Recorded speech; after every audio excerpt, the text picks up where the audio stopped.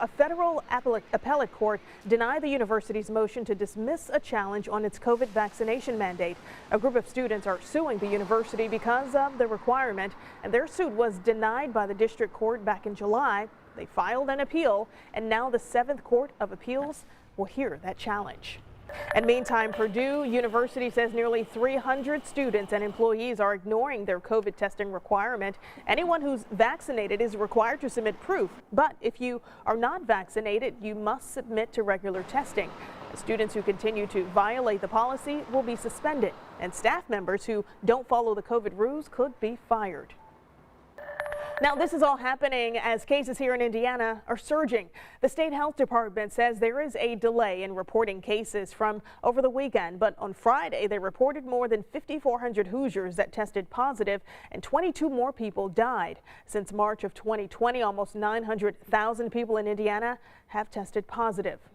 And one of the state's largest school districts is back to wearing masks starting today. Center Grove reinstated a mask mandate for all students, staff, and visitors inside all schools during the school day. Now, the Center Grove School Board voted last month to adopt Johnson County's guidance mandating masks in schools where 2% of students are out due to positive tests. In an email to parents, the district said that last week there were more than 600 students in quarantine and isolation.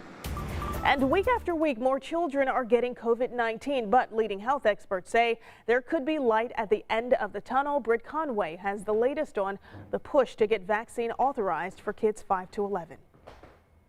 We're seeing infections throughout every age group. You don't want to go through this. You don't. Infants and very young children, school-age children, and unvaccinated teenagers.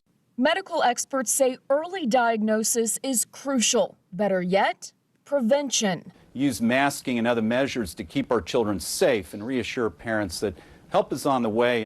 Help in the form of a vaccine. Former FDA Commissioner Dr. Scott Gottlieb is on Pfizer's board, and Dr. James Versalovic is helping run children's trials. You could potentially have a vaccine available to children aged 5 to 11 by Halloween. That is our goal, October. We are doing everything we can now to move these trials ahead, and they're moving ahead well.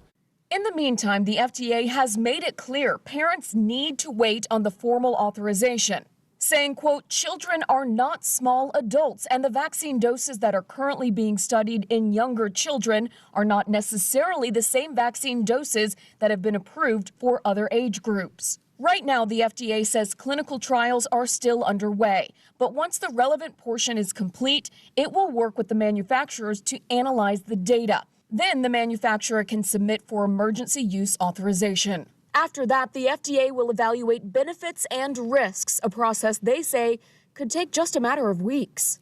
And in the face of Delta, every week, every day counts. I'm Britt Conway reporting.